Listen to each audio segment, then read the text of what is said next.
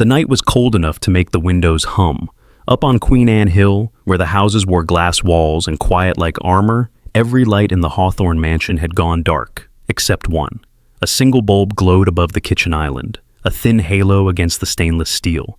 Inside that silence, a small sound broke through, a soft, trembling breath. Lily Reyes, 8 years old, small for her age, in a faded pink hoodie, hid behind the pantry door, her knees pressed to her chest, her bare toes curled against the cold marble. She was waiting for the sound she always waited for, the rumble of wheels on tile, and there it was, the service cart, the one that carried what no one wanted anymore. She peeked out. The kitchen looked endless, steel counters, copper pans, glass jars lined like soldiers. It was a kingdom of silver and light, and she was a trespasser in its shadows. Her tiny fingers reached for the cart. Half a bowl of macaroni and cheese sat on a plate covered in foil. The smell was faint but heavenly. Next to it, 2 bread rolls, hard as stones but still bread. She lifted the foil and whispered to herself, "Just one bite, please." Her stomach answered with a growl that echoed louder than her whisper. She picked up the bowl carefully, the metal cold against her palms. Her hands shook, not from fear, but from hunger. She hadn't eaten since morning, and her mother, Clara, had said she wasn't hungry at dinner. Lily knew better. The cough that rattled her mother's chest took her appetite away. One bite, she thought. That's all. She crouched by the counter, scooped a handful of macaroni with her fingers, and was about to bring it to her mouth when, click, a light came on. She froze.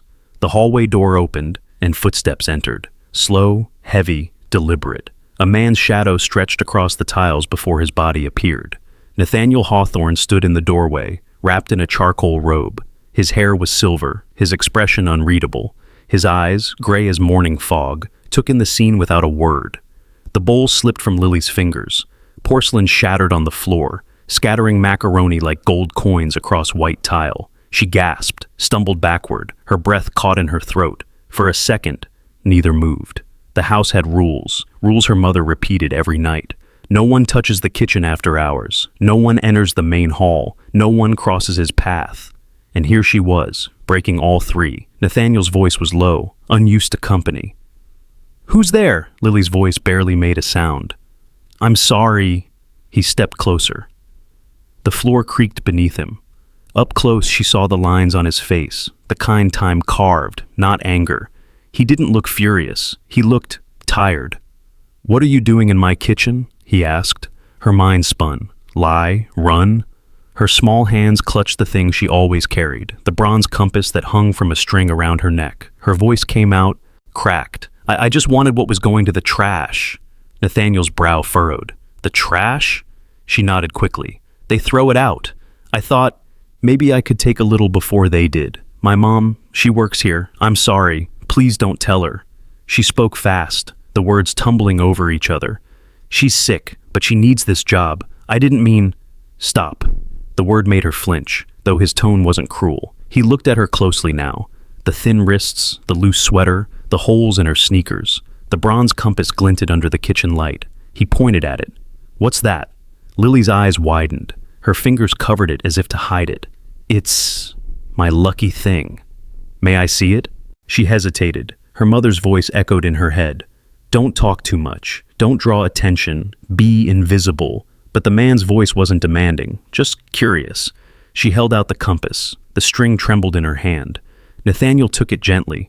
The brass was scratched, the glass cracked, but the needle still quivered, steady toward north. He turned it over and read the initials engraved faintly on the back. MC. "Who was MC?" he asked. "My great-uncle," she whispered. "Mateo Cruz. He was a soldier. Mama said he carried it when he jumped out of airplanes. When I'm scared, I hold it so I don't get lost." A long silence filled the kitchen. The refrigerator hummed softly, the only sound in the vast room. Nathaniel handed the compass back. "You shouldn't be here this late." "I know." Her eyes shimmered. "Please don't tell Mrs. Voronina. She'll yell. She'll fire my mom." Nathaniel's jaw tensed at the name. Elena Voronina, his head housekeeper, loved rules more than people. He had hired her for order. She had delivered silence. Too much silence. He sighed, the kind of sigh that came from years of being alone. "Where's your mother right now?" Lily swallowed hard. Upstairs, changing sheets in the guest rooms. He looked at the clock, 9:20 p.m. He thought of the long corridors, the echoing halls, the staff he never saw but relied on. He crouched down to Lily's height. "You're hungry." She didn't answer, but her small nod was enough. Nathaniel stood, walked to the massive refrigerator, and opened it. Cold air poured out. He scanned the shelves. His private chef's leftovers sat in porcelain containers labeled in tidy handwriting. He took one down, peeled back the lid, placed it in the microwave, an appliance he rarely touched, and pressed random buttons until it hummed. Lily watched, wide-eyed, unsure if this was part of her punishment or a miracle. When the machine beeped, Nathaniel set the steaming bowl on the table. The cheese bubbled like sunlight trapped in cream. "Sit," he said quietly. She hesitated, then climbed onto a chair too high for her feet to reach the floor. "Eat," he added, "before it gets cold." She looked up at him, searching for a trick. "But it's yours." He shook his head. "Not anymore." The first bite made her eyes close. It was warm, rich, and impossibly good. Her small fingers gripped the spoon tighter, as if afraid someone might take it away. Nathaniel leaned against the counter, arms folded. He watched her eat in silence, the kind of silence that wasn't empty anymore. In her face, he saw something he hadn't seen in a decade, life that asked for nothing, yet deserved everything. He didn't know it yet, but this simple act, one bowl of macaroni and cheese, would change everything. Because in a house built on silence and steel, a child's hunger had just spoken louder than all the ticking clocks. And Nathaniel, Hawthorne, finally listened. The kitchen clock ticked softly in the background, a small, nervous sound inside all that silver and stone. Nathaniel Hawthorne didn't move for a long moment. He stood near the counter, half in light, half in shadow, watching the small girl finish the last bite from her bowl. He wasn't angry, he was curious, and somehow quietly unsettled. When Lily looked up, the spoon halfway to her mouth froze. Her eyes were blue-gray, reflecting the same quiet storm that lived in his own. He said softly, "What's your name?" She hesitated, then answered like she was reciting a confession. "Lily Reyes, sir."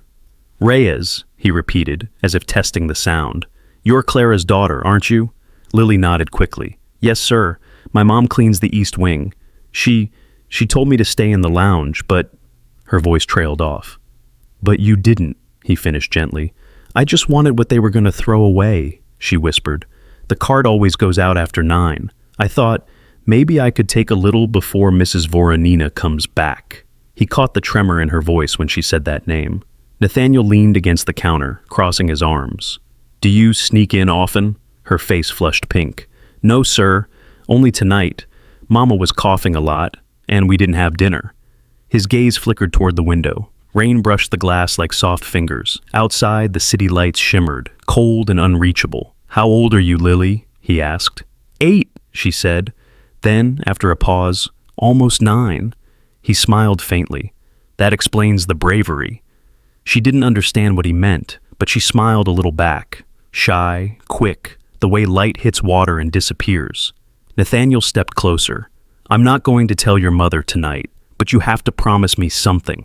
Lily straightened, clutching the bronze compass around her neck. "Anything. You don't come in here again without asking," he said, "and you eat before you get that hungry again." She nodded hard. "Yes, sir, I promise. Please, please don't let Mrs. Voronina find out." But before he could answer, the kitchen door swung open. The air changed, colder, sharper. Elena Voronina stepped inside, her heels striking the tile like the snap of a ruler. Her black uniform was immaculate, her silver bun pulled tight enough to stretch the skin at her temples. Her eyes darted to the scene, the empty bowl, the child, the billionaire standing nearby, and her mouth tightened into a line. "Mr. Hawthorne," she said with a stiff bow, her accent clipped and formal. "I was under the impression the kitchen was closed." "It was," Nathaniel replied, his voice calm. Her gaze snapped to Lily. "Then perhaps you can explain why that child is here." Lily flinched as Elena pointed a long, pale finger at her. "She's—" Nathaniel began, but Elena cut across him. "I've suspected for weeks that food was going missing," she said, stepping closer to the child.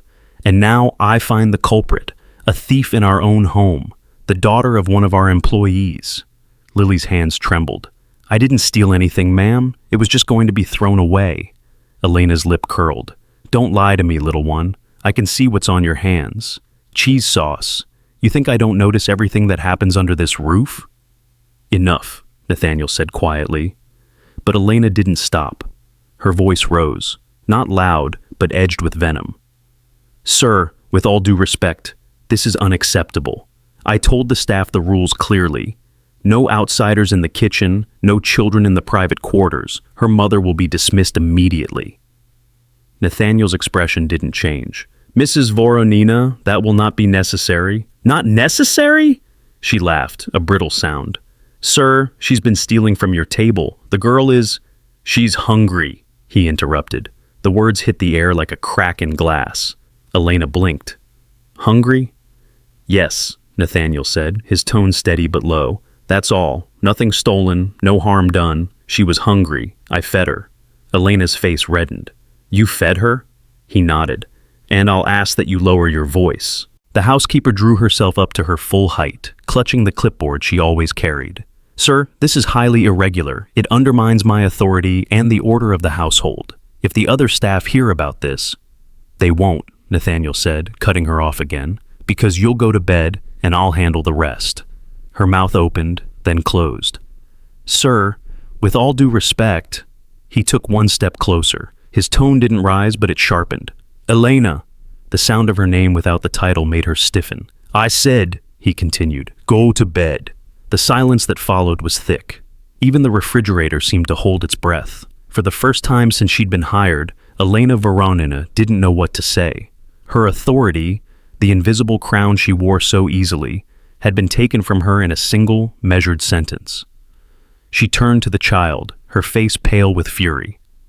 This is not over, she hissed. I will speak to your mother myself.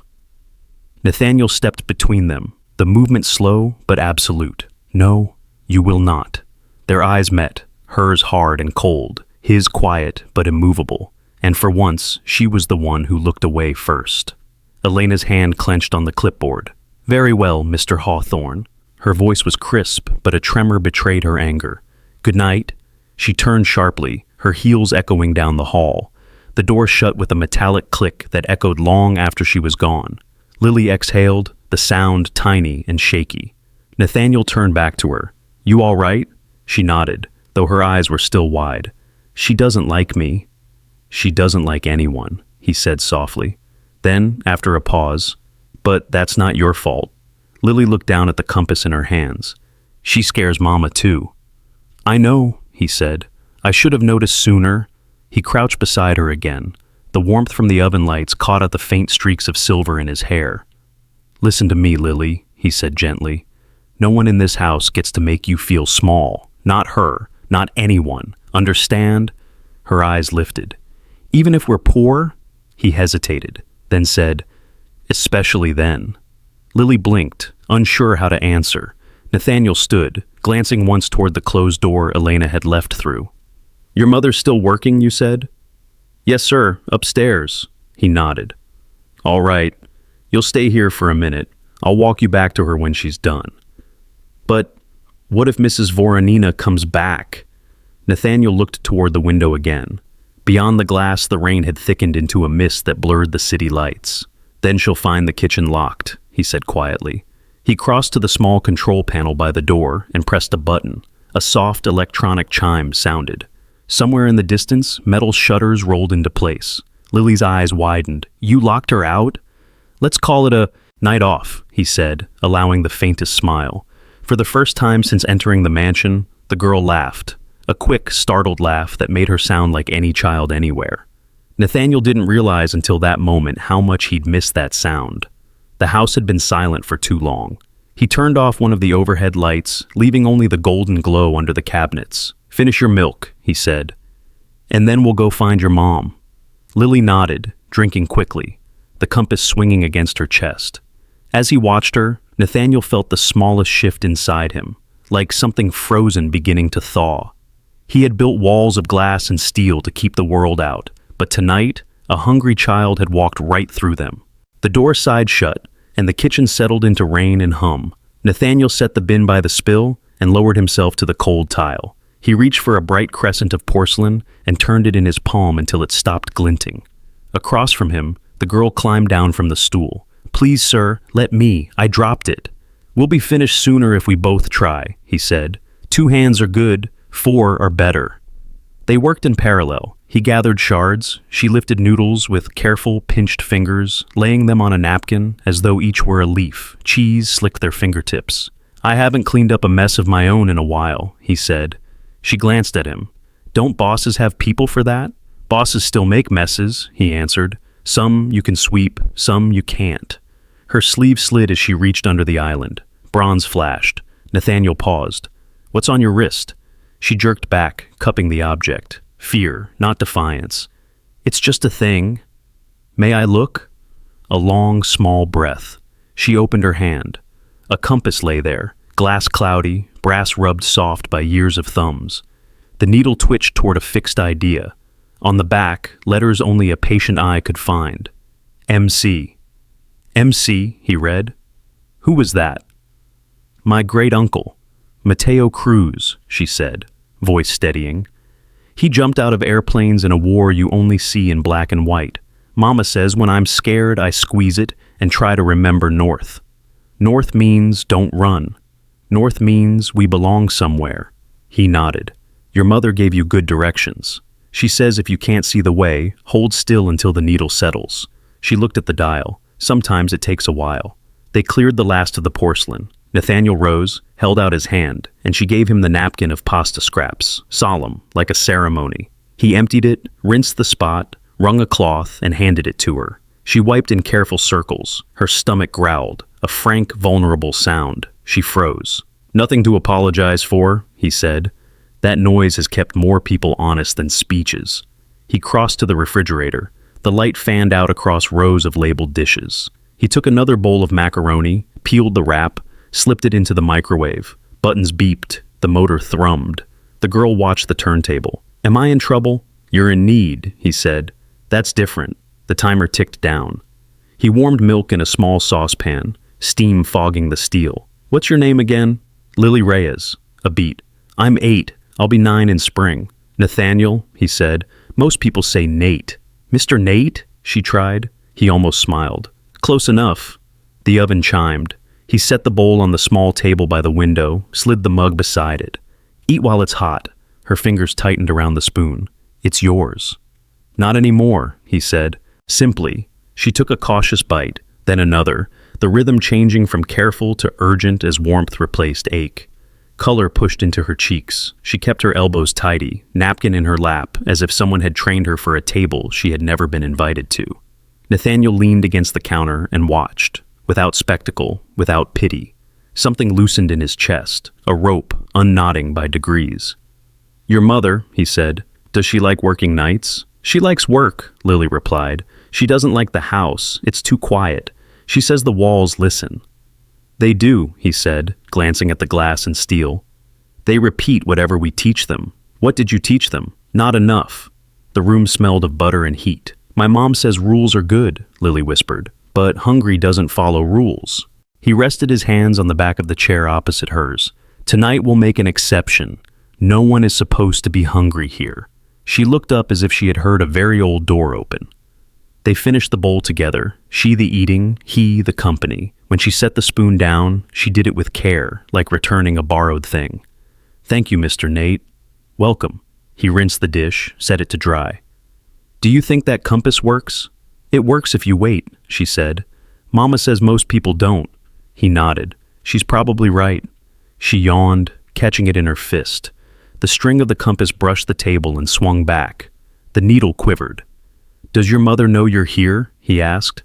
"She told me to read in the lounge. I tried, but the cart creaked and I smelled cheese. I thought, if it's trash, maybe it can be ours before it turns into nothing." "Reasonable," he said, "but sneaking is a dangerous map." "I know." A small pause. "I won't come alone again." "Good," he said. "And you won't need to." She frowned. "What does that mean?" "It means if you're hungry, you ask." He held her gaze. "Someone will answer." Her shoulders dropped, as if a backpack slid away. "Even if she's coughing?" "Especially then." Finish your milk. We should find your mother. She obeyed, both hands around the warm mug. When she swallowed the last sip, she stood and smoothed the front of her hoodie. They walked toward the door. She hesitated, glancing at the polished floor where disaster had lived minutes earlier. It shone. You cleaned it all, she said. We did, he answered. She lifted the compass and pressed it to her palm until the metal warmed. North, she whispered. He opened the door to the hall. The mansion breathed. A draft along the runner, the far clock answering the kitchen's tick. He gestured. After you, Lily. She stepped through, the needle steadying, the night making room. Behind them, the kitchen lights dimmed to a hush, as if the room had decided to listen and remember. The warmth of the kitchen had softened the edges of the night. Rain still whispered against the glass, but inside, the only sound was the faint clink of Lily's spoon against the ceramic bowl. She ate slowly now, no longer in a rush, as if every bite carried a secret she didn't want to waste. Nate leaned on the counter nearby, holding a glass of milk he hadn't touched. The smell of melted cheese lingered between them. After a moment, Lily spoke, softly, like someone stepping into cold water. A mama says if you chew slow, your stomach thinks there's more food. He looked at her. Does she tell you that often? Only when there isn't much. Her voice trembled, but she kept eating. Sometimes she pretends she already ate, but I can hear her stomach. It growls louder than mine. Nathaniel said nothing. His thumb traced the rim of his glass. Lily went on, her words careful, like she was confessing to the dark. Every week, the mail comes. Mama tries to get it before I see, but sometimes I do. The envelopes are white with red letters on top. What do they say? Nate asked quietly. She hesitated. I don't know all the words, but I know one of them. Final. It's big, like blood. Her small fingers trace the air, drawing an invisible square. Mama hides them under the toaster. Nathaniel's chest tightened. Hospital bills? She nodded. The doctor said her lungs are scarred from smoke, from before. There was a fire in our old building. She saved a lady's cat. She smiled faintly, proud. She coughed for weeks after that. But she still went to work. The words hung between them. Quiet, simple, unbearably human. Nathaniel took a slow sip of milk, not because he was thirsty, but because it gave his hands something to do. Your mother sounds brave, he said. She is, Lily replied. But brave people get tired too. Then she looked down at the last spoonful of macaroni, hesitated, and whispered, "Oh, I just wanted her to have a warm dinner. She never eats anything hot." The spoon clattered against the bowl as she set it down. That's why I came here. I wanted to take some home, not for me, for her. The words sliced through Nathaniel's composure like a quiet knife. He saw it suddenly. The picture her story painted. A woman polishing marble floors in silence, coughing into her sleeve. A child pretending not to hear. And himself. Living in a house so full of food, it expired before anyone touched it. He didn't speak. He only tightened his grip on the glass until the cold bit into his palm. In the reflection of the window, he saw her. Small, tired, but shining with something unbreakable. He set his glass down carefully. You shouldn't have to worry about dinners, Lily. The girl blinked. Someone has to, she said softly. The honesty of it pierced him deeper than pity ever could. Then, a noise. A faint creak from the far hall. The sound of footsteps. The kitchen door opened, and a woman appeared. Pale, slender, her dark hair pulled into a loose bun that had lost its strength hours ago. Her uniform was wrinkled, her shoes still damp from the mop room. Lily? Her voice broke before the second syllable. Lily jumped off the stool. Mama! Clara Reyes crossed the room, her hand clutching her chest, breathing shallowly. When she saw Nathaniel, she froze, her face drained of color. Mr. Hawthorne, sir, Her eyes darted to the empty bowl, to the spoon, to her daughter's face. Oh no, she whispered. No, no, no. Mama, I'm sorry, Lily began, her voice trembling. I was just... But Clara raised a hand, not to scold, but to stop her. She turned to Nathaniel, words spilling out like stones. Sir, it was me. My fault. I should have locked the staff wing. She must have followed me upstairs. Please, forgive her. I'll work double shifts. I'll work without pay if I have to. Nate straightened, his expression unreadable. Mrs. Reyes, slow down. She shook her head violently. No, please, don't tell Mrs. Voronina. She'll fire us both. My daughter didn't mean any harm, sir. She's just a child, hungry, tired. I should have... Her voice caught in her throat as a harsh cough ripped through her chest. She tried to hide it behind her hand, but it only made it worse. Nate moved without thinking, reaching for the glass of milk. "Sit," he said. "Drink this." She shook her head, embarrassed. "I'm fine, sir. I just..." Another cough bent her forward. Lily ran to her, rubbing her back with small circles. "Please," Nate said, more firmly this time. "Sit down." Clara obeyed. She sat at the table's edge, the fabric of her uniform damp at the cuffs. Her breath wheezed faintly, as if air had become expensive. Lily placed the compass on the table and whispered, "Mama, I told him about Uncle Mateo." Clara's eyes widened. "Lily!" "It's all right," Nathaniel said. "She was just telling me how brave he was." Clara's gaze flicked between them, the man she worked for and the child who had broken her rule of silence. Her hands twisted in her lap. "I'm sorry, sir. She shouldn't have spoken about us." "Why not?" he asked quietly. "Because it isn't your concern," she said. "You hired me to clean, not to share my troubles." The line had the tone of someone who had repeated it to herself too many times. Nathaniel studied her face. The exhaustion, the faint blue under her eyes, the roughness of skin that no amount of soap could hide. "Maybe I hired you for more than I realized," he said. She blinked, confused. "Sir?"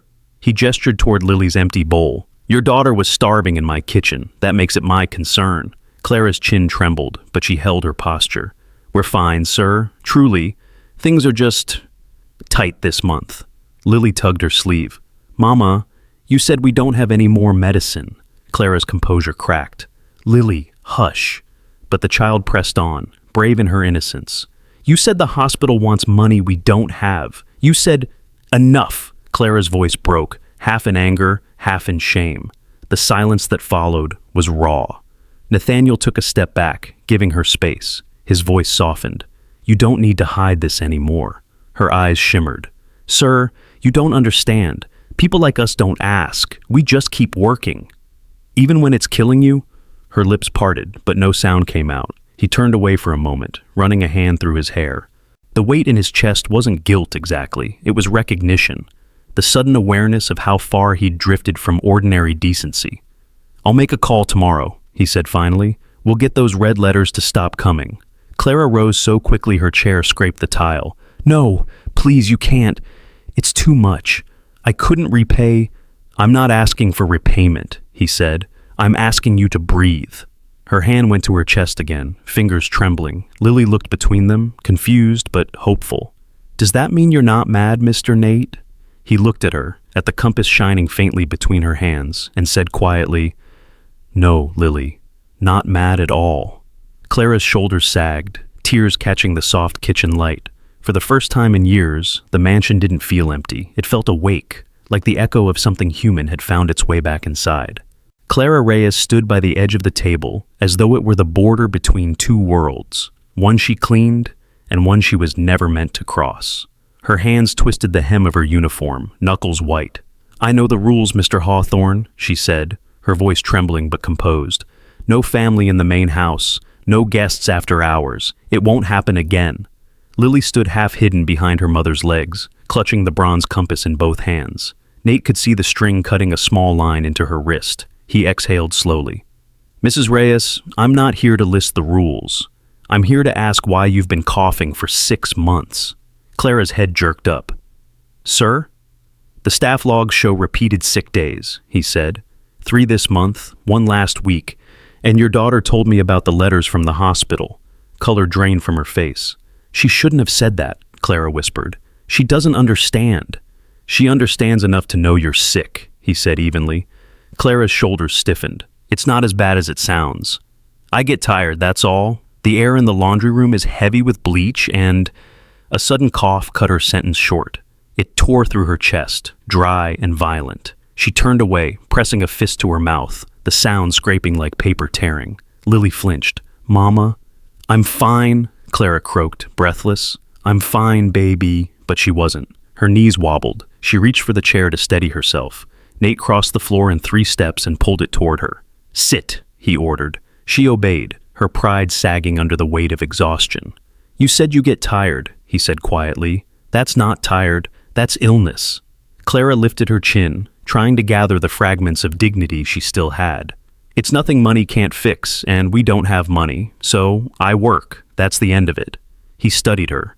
The pale lips, the faint tremor in her fingers, the wet shimmer in her eyes she tried to hide.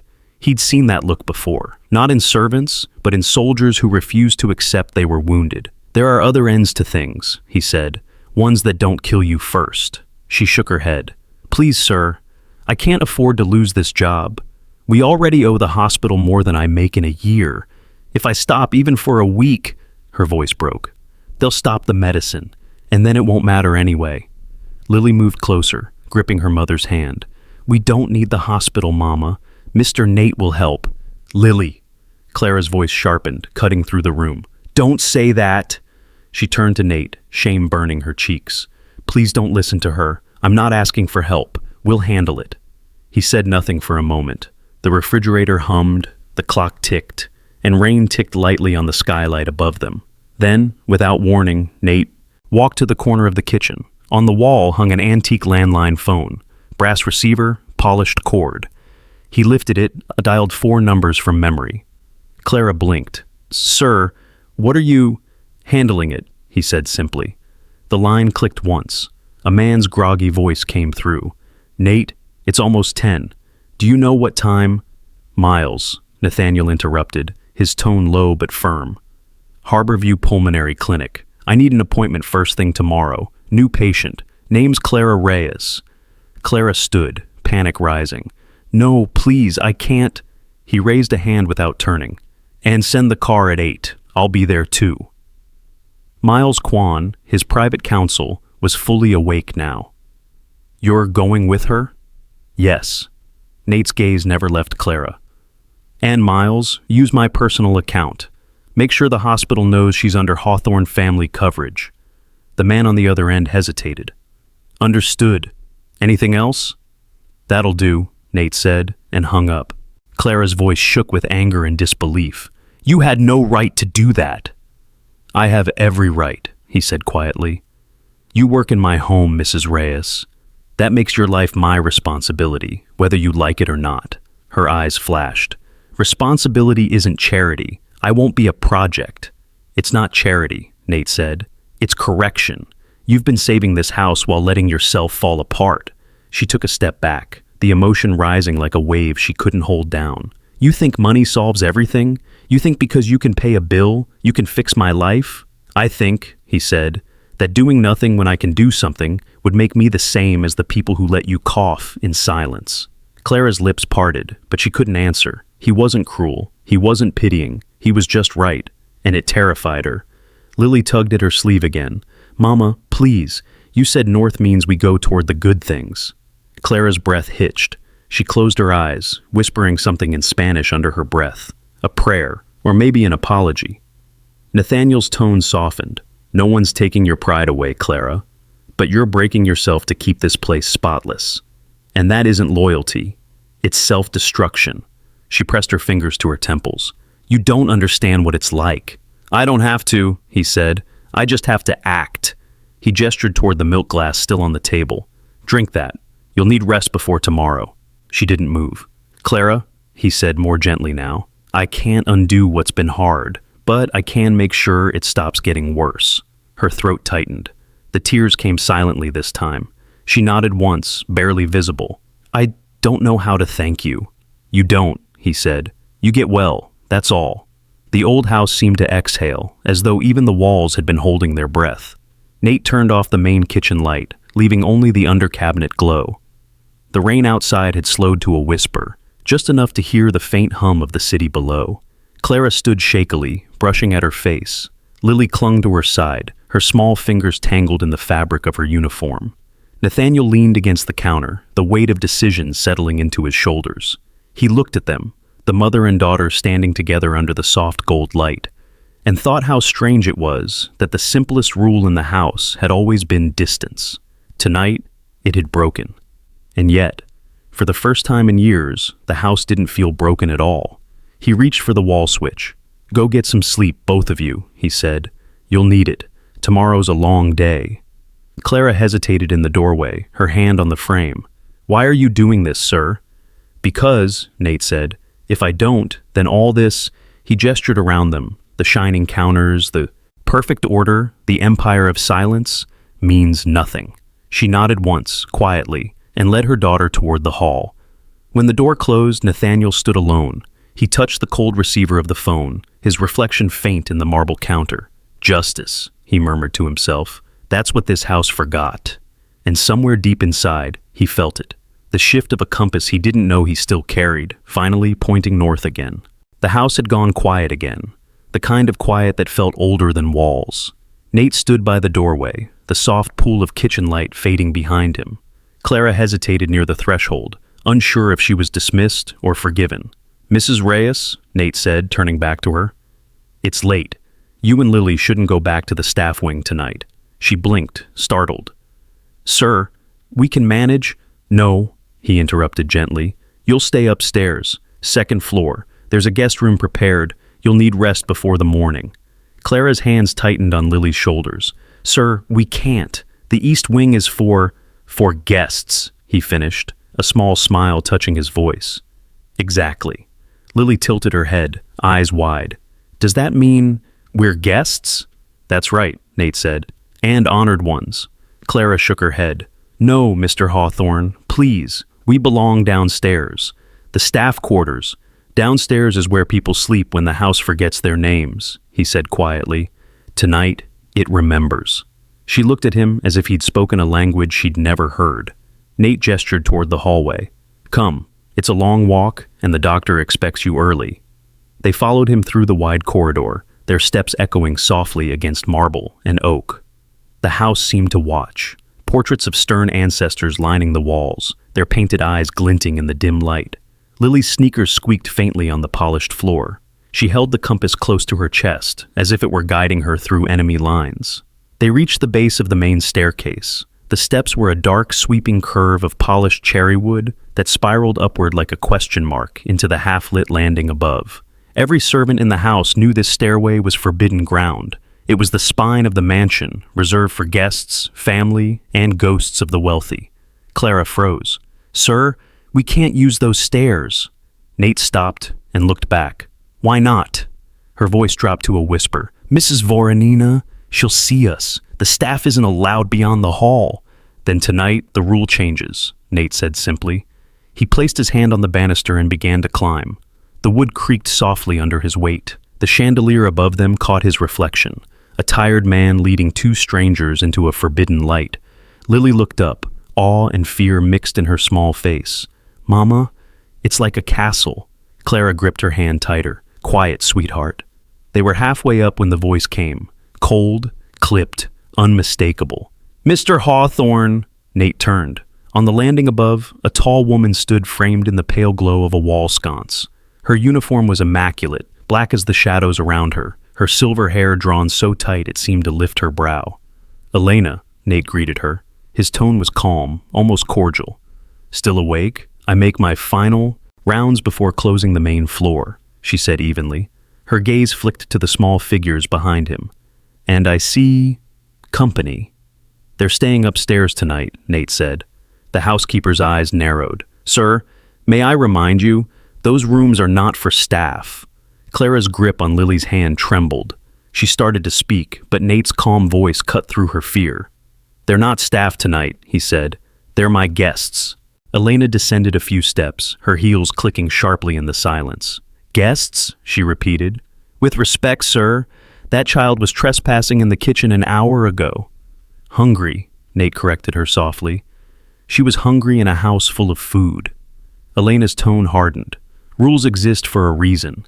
If we blur the lines between employer and servant, there will be chaos. Discipline holds this estate together. He met her eyes evenly. Discipline is not cruelty, and order is not the same as dignity. Her lips pressed into a thin line. And what shall I tell the other staff in the morning? That the maid's children now dine with the owner? That a rule can be broken if one cries hard enough? Nate's jaw tightened, but his voice stayed level. Tell them this. A girl named Lily Reyes carries a compass that belonged to a paratrooper of Normandy. Tell them that soldier jumped from the sky for strangers he'd never met. He didn't ask if they were officers or privates. He simply did what was right. The word settled heavy in the hall. Even the ticking of the wall clock seemed to pause. Elena blinked, uncertain. Normandy? Yes, Nate said, his gaze steady. Her great-uncle, Mateo Cruz, 101st Airborne, died in action June 4. His blood's in this child's veins. Clara's mouth parted slightly, stunned by the reverence in his tone. So yes, Nate continued, they are my guests, and they will sleep in a warm room under this roof. Because this house, my house, was built by men who fought for the idea that every soul deserves shelter. Elena's composure cracked just for a second. Then she gathered herself, bowing stiffly. As you wish, sir. Her eyes slid toward Clara, icy and sharp. I'll have linens prepared. No need, Nate said.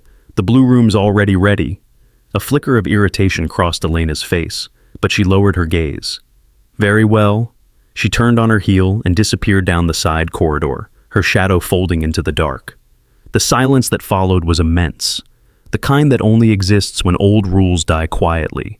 Nate looked back at Clara and Lily. Come on, he said softly, before she changes her mind. They resumed their climb. The chandelier above them glowed a faint honey gold, scattering light across the staircase like fragments of dawn. Lily brushed her fingers against the polished railing. It's warm, she whispered. That's because it's real wood, Nate said. Old trees hold warmth longer. At the top of the stairs, he turned left into a long corridor, door lined with heavy curtains and gilt-framed paintings. Each step they took left a small imprint of something rare, permission. He stopped before a white door with a brass handle. This will be yours for tonight, he said. Clara looked around, disoriented. Sir, this is more than I can accept. Nate smiled faintly. Then accept it for your daughter, and for a man named Mateo who taught strangers how to be brave. Lily's hand slipped into his.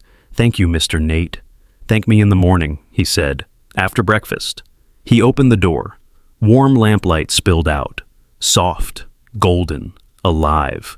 Inside was a bed large enough for dreams they hadn't dared have. As they stepped inside, the chandelier flickered once more behind them, scattering small points of light across the hallway, a constellation of mercy glowing in the dark. The rain had quieted to a whisper by midnight. Upstairs, the mansion finally breathed, slow, deep, and human again. In the pale blue guest room, Lily slept curled like a cat beneath the thick duvet, her small hand clutching the bronze compass against her chest. The needle trembled slightly with each rise and fall of her breath. Clara sat beside the bed, still wearing her wrinkled uniform. The smell of cleaning detergent clung to her sleeves. For a long time, she said nothing. She just watched her daughter, the loosened curls across her forehead, the faint smile that came with safety. Then, without meaning to, she began to cry. Not the loud, desperate kind of crying, but the slow, quiet sort, tears that slid down her cheeks and caught in the fabric of her apron. Her fingers smoothed the blanket around Lily's shoulders. You're safe, mi corazón, she whispered. For one night, you're safe. The clock on the nightstand ticked softly, each sound a fragile heartbeat in the silence. Down the hall, another room glowed faintly, Nathaniel's study. He sat in his leather chair, the lamplight gold against the dark shelves of books he no longer read. The city stretched beyond the glass wall, Seattle asleep under a shroud of fog, its skyline fading into the quiet of the sound. On his desk, a single photo frame rested near his elbow. Inside it, a woman smiled. Auburn hair, kind eyes, laughter frozen in silver light. Evelyn Hawthorne.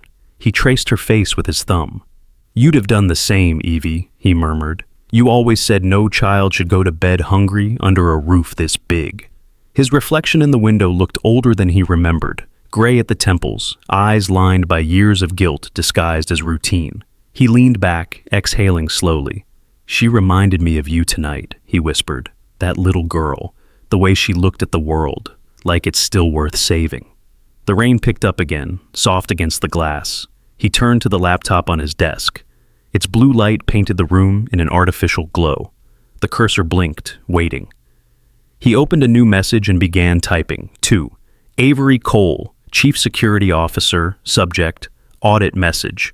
Check internal financial transactions for all household departments over the last 6 months. Focus on procurement, supply invoices, and maintenance contracts. Send me the report tonight. He hit send without hesitation. For a moment, the only sound was the faint swoosh of the outgoing email. Then he closed his eyes, resting his forehead against his clasped hands. He could still hear Clara's cough echoing from the kitchen hours ago, the same hollow sound that used to fill this very room. Evelyn's cough, weak and persistent, until the oxygen machine hummed louder than conversation. He remembered the hospital walls, white and merciless. He remembered the way Evelyn had smiled through her mask and said, "Promise me, Nate, don't let money turn you to stone." He had promised. Then he had broken that promise in small, quiet ways. One ignored letter, one forgotten staff member, one unopened door at a time. The laptop chimed. A new message flashed. Subject, preliminary report, confidential. Nate straightened, opening the file. A spreadsheet appeared. Rows and rows of numbers, neat as soldiers. He scrolled slowly, eyes narrowing. Invoices repeated twice, some 3 times. Vendors he didn't recognize. Emerald Linen Company, Pacific Maintenance Supplies. The same signature on all receipts. A pattern began to form, ugly and familiar. Duplicate payments, ghost deliveries, inflated costs. His jaw tightened. He clicked open one invoice dated 2 months earlier. Food supplies for the main kitchen. Total cost, $18,000. He frowned. $18,000? For what caviar? He muttered. Attached was a delivery list. 24 crates of imported truffles, 12 cases of lamb racks, 15 gallons of olive oil. He knew none of it had ever been cooked. He hadn't tasted a truffle in years. His hand hovered over the mouse as he whispered to himself, "Elena." He opened another invoice, this one under Household Cleaning and Sanitation, paid to Emerald Hygiene Services. The approval signature at the bottom was unmistakable. E. Voronina. The numbers weren't small, tens of thousands over time, enough to cover a lung treatment, enough to feed an entire staff. Nate leaned back, a dark calm settling over him. For years, he'd told himself silence kept order, that trusting the head housekeeper to run the estate meant peace. But silence had become something else, blindness. He clicked to the intercom on his desk, speaking into the receiver. "Cole," he said. His voice was low, steady. "You're still awake?" A crackle of static, then a deep voice answered, "Always, sir." "Good. I need you here by 7. Bring the full report and copies of every transaction. No one else sees them yet. Understood?" "Yes, sir." "And Avery," he hesitated, glancing once more at Evelyn's photo. "Check every account under Elena Voronina's name. Direct deposits, vendor connections, all of it." There was a short pause. "Suspect embezzlement, sir?" "I suspect betrayal," Nate said quietly. "And I intend to confirm it." He ended the call and sat still, the rain pattering harder against the window pane. The light of the laptop glowed against the reflection of Evelyn's picture frame, her face superimposed over the spreadsheet. For a moment, it looked as though she were watching him, urging him forward, reminding him why compassion without vigilance could rot into corruption. Down the hall, Lily turned in her sleep, murmuring something. Clara stirred too, rising from the chair to check on her daughter. The night held them all. The billionaire, the maid, the child. 3 lives suddenly intertwined by hunger, mercy, and now suspicion. Nathaniel closed the laptop, stood, and walked to the window. The fog had rolled in thicker, wrapping the city like cotton. Beyond the hill, faint harbor lights blinked like distant stars trying to stay awake. He pressed a palm against the cold glass. "No more ghosts, Evie," he said softly. "No more sleeping through what matters." The compass in Lily's hand shifted slightly, catching the last flicker of light from the chandelier. Down the corridor, its needle quivered, north, always north, as if something in this vast, cold house had remembered which way home was. The morning came wrapped in a pale gray mist that softened every edge of the city. A sleek black car wound its way along the coast, headlights cutting through the thin drizzle. Inside, silence rested like a passenger. Clara sat rigid in the back seat, her hands clasped on her lap. Every few seconds, she glanced at Lily, who was pressed against the window, watching the fog drift over the Puget Sound. The water below shimmered like a sheet of silver glass. Ferries slid through the haze, low horns echoing across the bay. Nathaniel sat beside them, dressed in a charcoal coat and an expression that could have been mistaken for calm. His phone buzzed once. He ignored it. When the car stopped, the driver stepped out, opening the door to a modern building of glass and light, Soundview Pulmonary Center. Its tall windows reflected the sky in slow, rolling clouds. Lily's eyes widened. It looks like it's floating. It does, Nate said softly, stepping out. That's because it was built over water, easier to breathe by the sea. Miles Kwan, Nate's attorney, waited by the entrance, his navy umbrella already open, his briefcase gleaming with morning dew. He nodded as they approached. "Mr. Hawthorne," Miles said, "everything's ready." Dr. Evans cleared his morning. "Good," Nate replied. He glanced toward Clara. "You'll be in good hands." Clara hesitated by the glass doors, her reflection pale against the sky. "Sir, I don't know how to walk into a place like this." "You just did," he said, pressing the door open. Inside, the lobby smelled faintly of eucalyptus and new paper. The walls were lined with pale wood.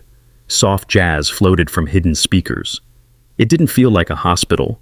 It felt like exhale. A receptionist in blue scrubs smiled. "Mrs. Reyes, Dr. Evans will see you now." Clara blinked. They know my name." "Of course they do," Nate said. "You're on the schedule," Lily grinned. "You're famous, Mama." Clara managed a shaky laugh as the nurse led them down a quiet corridor. At the end stood a tall man with silver hair and kind, tired eyes. He extended his hand. "Clara Reyes, I'm Robert Evans." His voice carried the calm confidence of someone who had seen too many lungs and too much fear. "Good morning, doctor," Clara murmured, shaking his hand with both of hers. "And this must be Lily." He crouched slightly to meet the girl's gaze. "You brought the compass?" Lily nodded, holding it up like an offering. "It points to north even when you're lost," Dr. Evans smiled. "Then let's make sure your mom never gets lost again." He turned to Nate, greeting him with a small nod. "Mr. Hawthorne, you didn't mention this was the same Ray as from your staff. Does that matter?" Nate said quietly. "Not to me," Dr. Evans replied, "but it might to her." Clara's throat tightened. "Sir, I didn't mean for you to—" Nate lifted a hand. "We're past that." They followed the doctor into an exam room washed in morning light. Beyond the window, gulls wheeled above the bay. Machines hummed softly. Dr. Evans spoke as he prepared his stethoscope. "Let's take this step by step. We'll start with a breathing test, some scans, then we talk." The next 40 minutes unfolded like a slow unraveling. Clara breathed into the spirometer until her chest ached. She lay beneath the CT scanner while the machine murmured and clicked. Lily watched from a chair in the corner, legs swinging nervously. Nate stood behind her, one hand resting lightly on her shoulder. When it was over, Dr. Evans motioned them to sit. The folder in his hand was thick, but his expression wasn't grim, just careful. "Mrs. Reyes," he began, "you have pulmonary fibrosis. It's a scarring of the lungs. The tissue stiffens, making it harder to breathe." Clara nodded slowly. "So it's what I thought." "Yes," the doctor said, "but it's still early.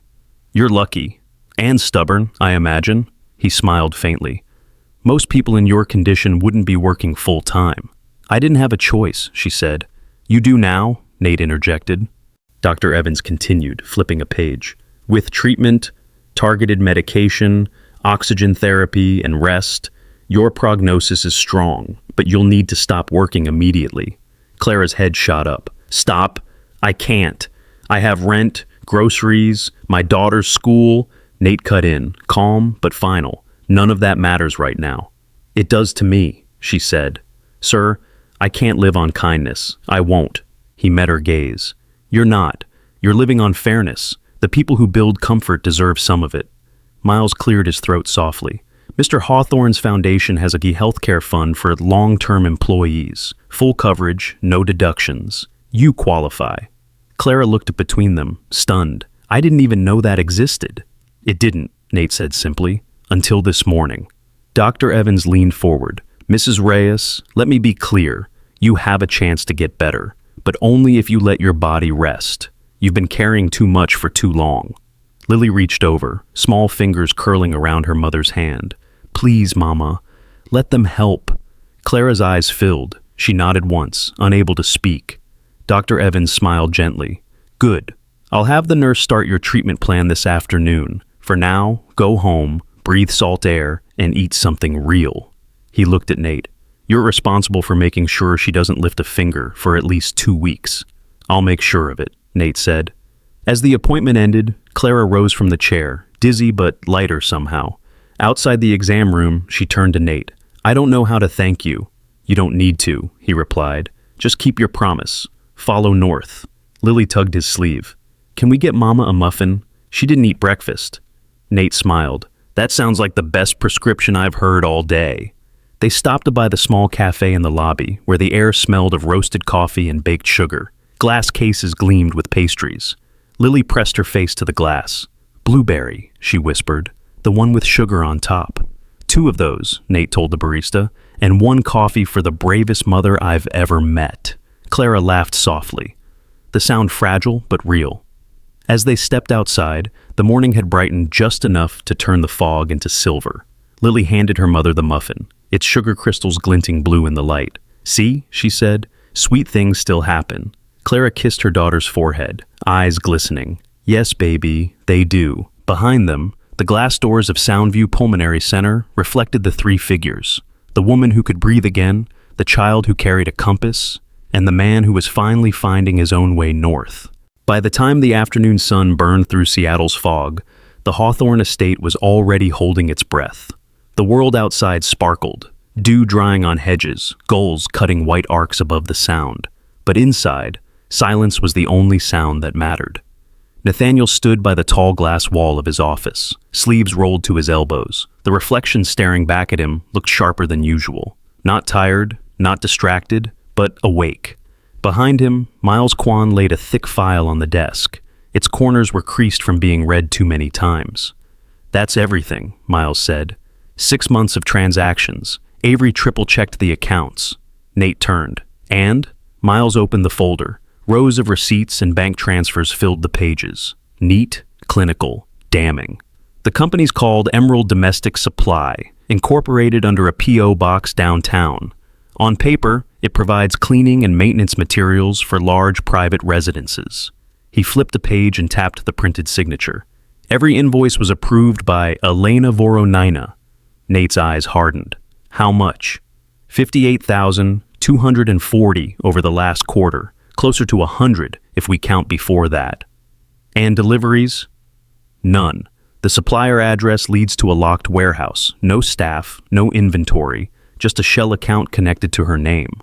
The rain of disbelief he had felt the night before turned into ice. She's been stealing from under my roof for years. Miles nodded grimly. Avery also interviewed the part-time cleaners. 2 of them said their pay was short every month. When they questioned it, Elena threatened to report them for negligence. 1 quit. The other, he hesitated. The other cried during the interview. Nathaniel leaned against the desk, his knuckles pressing into the polished wood. She bullied them. She ruled them, Jules corrected. Fear was her system. He slid another photo across the desk. A scan of Elena's signature under 2 different vendor names, both written in the same neat, severe handwriting. Nathaniel studied the ink. She built her own little kingdom in the shadows. Miles exhaled. What's your move? Police? No, Nate said immediately. Not yet. Miles raised a brow. Then what? Truth, Nate said. Face to face, no press, no headlines, no lawyers hiding behind clauses. Just her, me, and the facts. That's risky, Miles said carefully. She's sharp. Cornered people lie fast. I don't need a confession, Nate replied. I need her to see that this house won't stay blind anymore. Miles closed the file, understanding the tone. Avery's setting the cameras, just in case. Good, Nate said. Then, softer. But we'll do this quietly, not humiliation, correction. He walked to the window again. Below, the estate stretched in layers of clean geometry, trimmed lawns, glass corridors, marble patios, all of it immaculate on the surface, hollow underneath.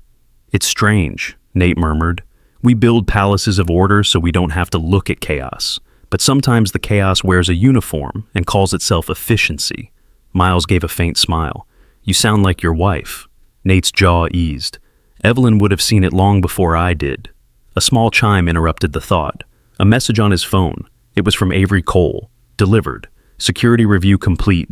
Voronina in the East Corridor. Shall I bring her in? Nate typed back, 10 minutes. He needed those minutes. Not for her, but for himself. He turned to Miles. "Prepare the payroll updates." Miles blinked. "Now?" "Now," Nate said. "If we're going to tear down fear, we start with fairness."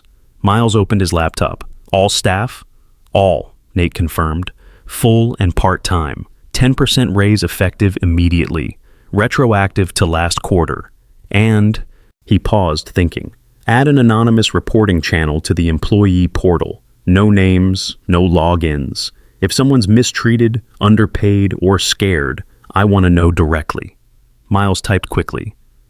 "You want me to call it something?" Nate looked out the window again, where the gray sea merged with the sky.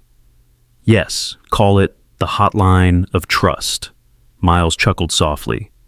"Simple, idealistic, very you." "It's overdue," Nate said. "When people fear speaking up, corruption isn't an accident. It's design." He straightened his cuffs. "I designed this house. Now I'm redesigning it."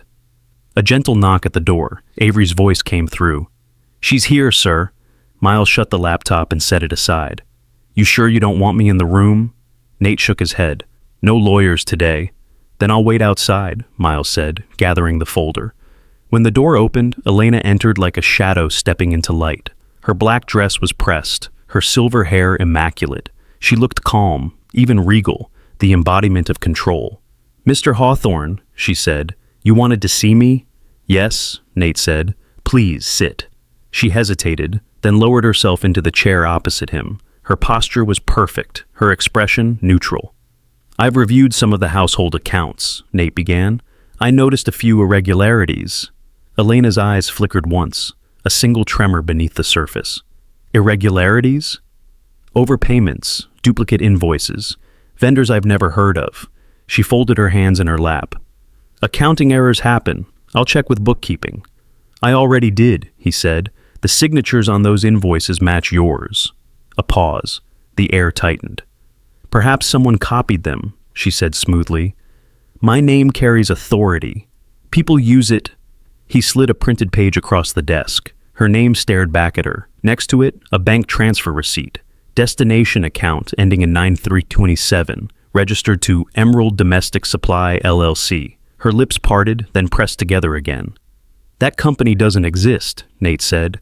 "Not really, but the account does. It's yours." She drew a breath, steady but sharp. "Sir, I've given this house 10 years of my life. You can't—" "I can," Nate interrupted. "And I have proof." For the first time, her composure cracked. "You don't understand how hard it is to keep this place running. The staff are lazy, careless. I managed everything. You earned their silence," he said, voice rising, not in anger, but in truth. "You took their hours, their pay, their trust, and you fed it to your greed." Her chin trembled. "You can't prove intent." "I don't need to," he said quietly, "because you and I both know this isn't about money. It's about war."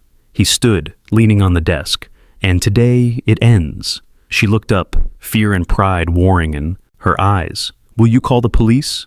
"No," Nate said. "I'll call Mercy. You'll sign restitution papers and leave quietly. Every dollar returned, every lie undone." Her voice wavered. "And if I refuse? Then you'll meet the truth in court, and the people you called help will be the ones testifying." Elena's mask finally broke. Her eyes glassed over. "You'd ruin me." "You ruined yourself," Nate said softly. He gestured toward the door. "Avery will bring the documents. I suggest you start with an apology to everyone you made afraid." She rose slowly, her heels clicking like a clock marking the end of an era. When she was gone, Miles stepped back in. "How'd it go?" Nate exhaled. "No shouting, just the sound of walls falling." Miles nodded. "And the staff?"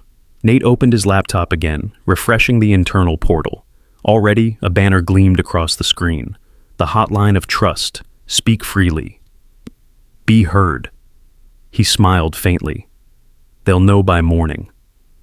Outside the glass corridor, the sea light rippled against the window. For the first time in years, the house reflected something honest. By late afternoon, the mansion's heart, the grand hall, no longer felt like a place of power. The chandeliers were dimmed, the curtains half drawn, And in the hush between the ticking clocks, something new was about to happen.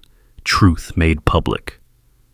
Nathaniel stood by the window, sleeves rolled to his forearms. The desk before him was a battlefield of paper, signed invoices, bank statements, a printed resignation letter, and a typed restitution contract. Every page carried Elena Voronina's name. She sat across from him, spine rigid, eyes red from sleeplessness. Her composure was cracked, but not yet broken. He spoke first. His tone was measured, not cruel. "You've had time to review the documents." Her lips barely moved. "Yes." "And you understand them?" "I do." "Then sign." She hesitated, staring at the pen lying before her. "Mr. Hawthorne, please. I never meant—" He cut her off softly.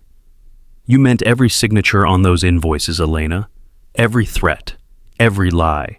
Don't cheapen your intelligence by pretending you stumbled into this." Her throat tightened. The pen trembled in her fingers. She bent forward and signed her name. E. Voronina. The ink bled slightly into the paper like guilt seeping into cloth. When she finished, Nathaniel nodded toward the next document. "Your resignation." She swallowed hard. "You can't expect me to—" "I do," he said quietly. "I expect you to leave with the one thing you never gave anyone else here. Honesty." Her jaw clenched, but she signed again. Miles Kwan, standing near the door, gathered the papers and handed them to Nate. The lawyer's voice was calm. "That completes restitution. The transfer of funds will begin tonight." Elena looked up, desperate. "And my reputation is exactly what you built it to be," Nathaniel said. "But before you go, there's one more thing." He walked to the doorway, opening it. Two members of staff stood waiting. Avery Cole and Maria, the young maid who had once dared to smile at Clara. Behind them, a few more faces appeared, uncertain but curious. "Gather everyone in the East Hall," Nate said. "It's time they heard her." Elena's face drained of color. "Heard me?" "Yes," Nate said. "Your apology. You owe them that much." 15 minutes later, the East Hall filled with the quiet shuffle of shoes and murmured whispers. The staff stood in 2 rows, housekeepers, gardeners, drivers, cooks, men and women who had worked under Elena's gaze for years. Some crossed their arms defensively. Others looked frightened, as if speaking might wake a sleeping giant. At the front of the room, under the soft light of the chandeliers, stood Elena. In her hands, a folded piece of paper shook like a living thing. Nathaniel stood a few paces behind her, his expression unreadable, arms loosely folded. Miles stood at the side, clipboard in hand. Clara, wearing a simple sweater over her uniform, lingered near the back beside Lily.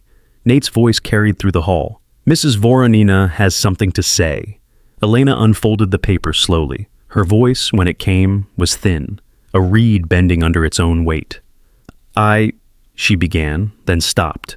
She looked up at the crowd of faces she had ordered, silenced, frightened. Her throat closed. Nate said nothing. The silence did the work for him. Elena's lips trembled. "I have wronged this household. I betrayed the trust given to me. For years I managed this estate with pride, but pride became something else. I began to think rules were mine to make. I hurt people. I took what wasn't mine." Her voice cracked. A single tear slipped down, catching the light. "I stole not just money," she whispered, "but peace. I created fear where there should have been respect. To those I dismissed, to those I blame for my mistakes, I am sorry." She lowered her gaze, struggling for breath. "And to Mrs. Reyes and her daughter, I treated you like shadows. You reminded me tonight what decency looks like. I don't deserve forgiveness, but I will ask for it anyway." The hall was silent except for the faint rustle of paper as her hands fell to her sides. Nate stepped forward, his voice low but carrying. "There are many ways to steal. Money is only one. Dignity is another." He looked out at the staff. "That ends today." He turned to Elena. "You'll return what you took, and you'll leave this place knowing it will never run on fear again." Elena nodded weakly, unable to speak. He looked back to the staff. "You've all received the message about new pay adjustments. That's not a reward. It's correction. You've kept this home alive while its owner was asleep." His voice softened. "That mistake was mine." A murmur rippled through the crowd. Disbelief, then relief, then the first faint applause that seemed to come from nowhere and everywhere at once. Elena flinched at the sound. Nate turned to her one final time. "You may go." She bowed her head slightly, a gesture she'd never made in her life, and stepped down. The crowd parted silently as she walked past. The echo of her heels was hollow, stripped of command. When she reached the door, she glanced back once. Her eyes met Clara's. For the briefest second, there was something like recognition. Two women who had lived on opposite sides of power, now both humbled by it. Then, Elena turned and walked out. The door closed with a soft, final click. The room exhaled. The tension that had haunted the estate for years seemed to lift, as if invisible dust had been brushed from the air. Maria, the young maid, wiped her eyes. "Is it really over?" she whispered. Clara nodded faintly. "It's beginning," she said. Nate stepped forward. "Back to work, everyone. Tomorrow the house starts fresh. If you have ideas, complaints, or truths that need telling, my door is open." A ripple of nervous laughter spread through the room, small but genuine. As people began to disperse, Lily tugged at Clara's sleeve. "Mama," she said, "sorry. Does that make everything better?" Clara smiled sadly. "It makes it possible." From across the hall, Nate caught their eyes. He gave a quiet nod. Not a command this time, but a promise. The evening light angled through the high windows, cutting golden bars across the floor. For the first time, the house didn't feel like marble and rules. It felt like breath. Nathaniel stood alone for a moment longer, looking at the faces of his staff, the tired, proud people who had finally been seen. He whispered to himself, almost inaudible, "Justice isn't noise, it's air." Outside, the last of the sun touched the sound, and the great house, once ruled by silence and fear, seemed to sigh with relief, its halls filled again with something it hadn't known in years: trust. A month later, the mansion no longer looked like a monument to silence. Sunlight poured through curtains that had once been kept drawn to protect the fabric. Now they framed the world outside: blue sky, blooming azaleas, and gulls gliding over the sound.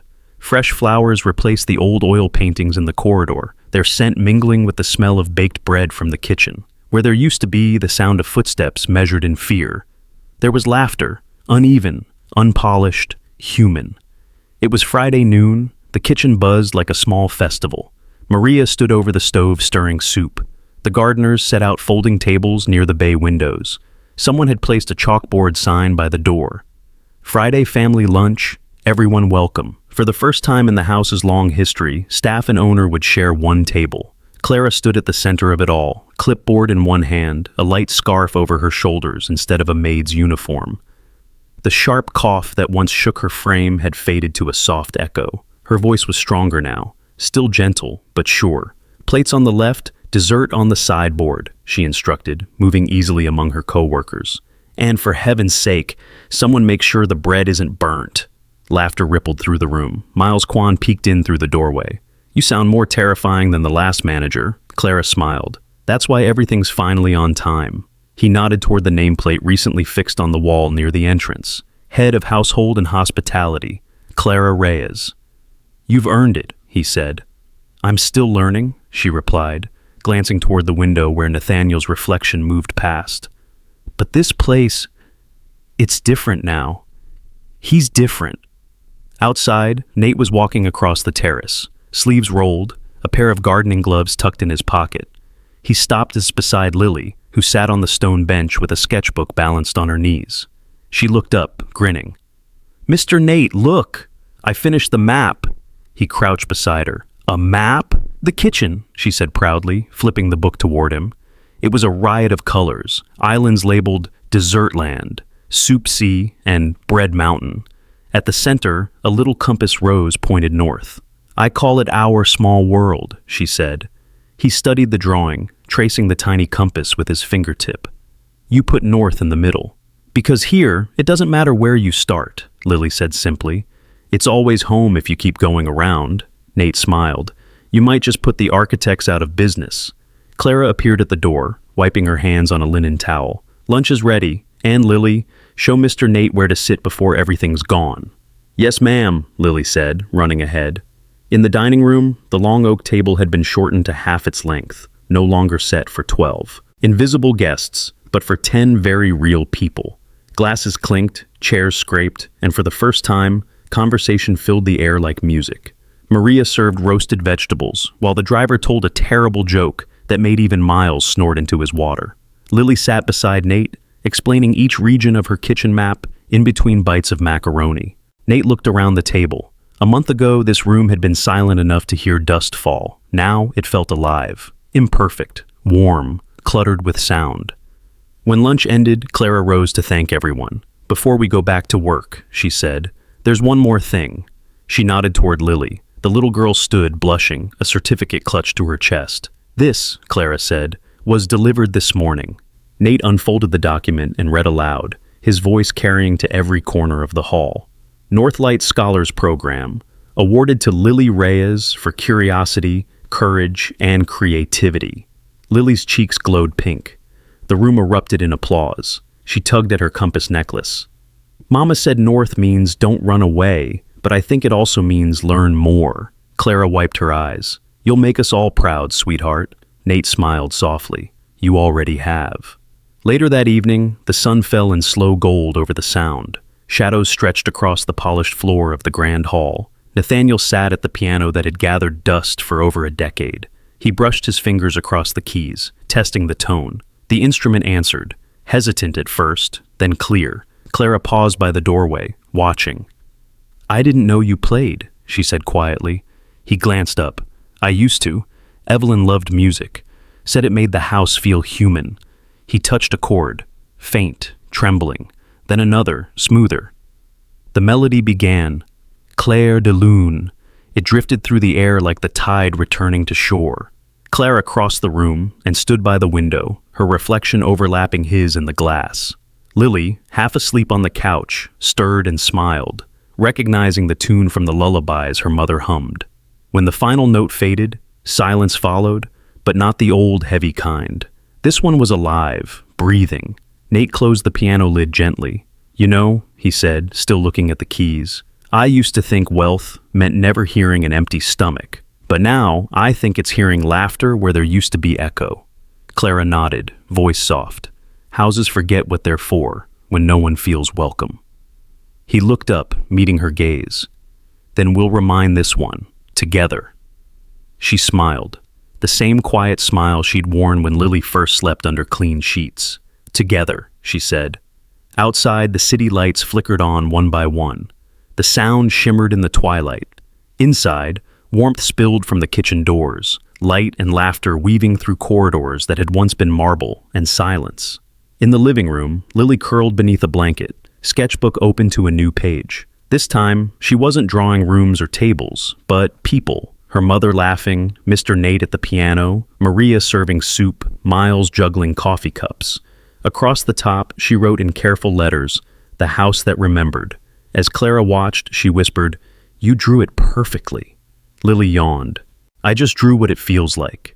And in that moment, as Nathaniel lifted his hands again to the keys and the first notes of Clair de Lune filled the house, it was no longer a mansion. It was what Evelyn Hawthorne had once dreamed it could be, a home. The evening sky stretched wide over Elliott Bay, brushed with the soft gold of a setting sun. From the terrace balcony of the Hawthorne estate, the view reached endlessly, ships like toy silhouettes against the water, gulls dipping in the wind, the faint hum of the city far below. Nathaniel stood by the railing, a small velvet box in his hand. He waited until the breeze quieted before speaking. "Lily," he said gently, "come here a moment." The little girl hurried over, her sketchbook tucked under her arm, the compass swinging from her neck. Clara followed more slowly, her hair pulled back, the color of health returning to her face. Nate knelt to Lily's height and opened the box. Inside, cushioned in velvet, was a bronze pin shaped like a star with a tiny compass etched in its center. Beneath it lay a white card that read in elegant script, "For Courage." Lily's eyes widened. "Is that for me?" Nate nodded. "It's a commemorative medal, the kind we give to those who remind the rest of us what bravery looks like." "But I didn't fight in a war," she said softly. He smiled. "No, you just fought fear. And sometimes that's harder." Clara pressed a hand to her chest. "Mr. Hawthorne, we can't accept something so precious." "It's not a gift," he said. "It's acknowledgement." He looked out toward the glowing horizon. "There are people who walk into rooms and make them kinder just by existing. That's what the two of you did for this house. Lily turned the metal in her hand, watching the light dance across its polished edges. It's shiny like Uncle Mateo's pin, she whispered. That's what inspired it, Nate said. He saved his friends that night in Normandy. You saved me from something quieter, from forgetting how to care. Clara's eyes shimmered in the low sunlight. You saved us first. He shook his head. No, I gave you help. You gave me reason. For a long while, they stood in comfortable silence, the air filled with the faint cry of seagulls and the rustle of wind in the garden below. Finally, Clara said, You're different now. The house, too. It's lighter. He chuckled. That's because it's finally breathing. And you're the one running the lungs. She smiled at that. He reached into his pocket and handed her an envelope embossed with the hawthorn crest. And this, he said, is something I have been meaning to show you. Clara opened it carefully. Inside was a printed letter. The North Star Fund, established to provide medical and educational assistance for staff families, inspired by the compass that pointed home. Her voice trembled as she read. You started a foundation? We started it, he corrected. It's named after your daughter's compass. She showed me that North isn't a place. It's a promise. Every family that works here should have the security I failed to give you. Clara's hand went to her mouth. Oh, Nate, he smiled faintly. You'll oversee it, of course. You understand better than anyone what it should mean. She nodded slowly, eyes glistening. I don't know what to say. Say yes, he said. She laughed through her tears. Yes. Behind them, the French doors opened and the sound of faint piano music drifted out. Claire de Lune played on the house's old instrument, the melody wandering into the evening air like memory made whole. Lily set the metal back in the box and ran her fingers along the smooth edge of the compass. She placed it on the railing, the small needle trembling against the wind. Is it still pointing north? Nate asked. She peered closely, squinting. Yes, but it's wiggly. Maybe it's nervous. He smiled. Or maybe it's excited. Change tends to shake even the surest direction. Lily looked up at him. Do you know what I think, Mr. Nate? What's that? She tapped at the compass softly. I used to think it was broken, because it never pointed to any place I knew, but now I think it was just waiting to find home. And have you found it? He asked. Yes, she said simply. It's here, where people care about each other. Clara bent down and kissed the top of her daughter's head. That's a good answer, baby. Nate turned his gaze back toward the bay. The sunset had deepened to amber and rose, the water catching each color and scattering it like fragments of glass. He took a deep breath. You know, Evelyn used to say that love is just the art of paying attention. For a long time, I forgot how. Clara looked at him quietly. She'd be proud of you. He gave a small nod. Maybe she'd be proud of us. The light changed again, softer now, melting gold into blue. A seagull drifted across the horizon, wings brushing the wind, and the three of them stood watching, connected by something invisible and calm. Lily picked up the compass and held it out. Can I put it somewhere safe? Wherever you like, Nate said. She walked over to a small planter filled with lavender and placed it at the center. The needle quivered once, then settled. There, she said. Now it can watch everyone find their way. Nate smiled. A good captain never sails without a compass. Clara leaned against the railing beside him. And a good captain doesn't forget who helped him steer. The city below shimmered as lights flickered on one by one. The house behind them glowed in warm tones, its windows reflecting the orange dusk. No longer a fortress, but a beacon. Lily stretched her arms toward the sky. Look, the stars are coming. Nate followed her gaze. The first few points of light blinked through the fading daylight. That's the universe reminding us, he said, that even the smallest lights can guide you home. The piano inside fell silent. For a moment, the only sound was the sea. Clara turned to him. Do you ever miss the quiet? He smiled softly. No, not this kind. This kind is alive. Lily yawned, leaning against her mother. Mama, can I keep the box next to my bed? Of course, sweetheart. Then I'll never forget which way to go. Nate watched them head toward the door, mother and child walking side by side into the amber glow spilling from the house.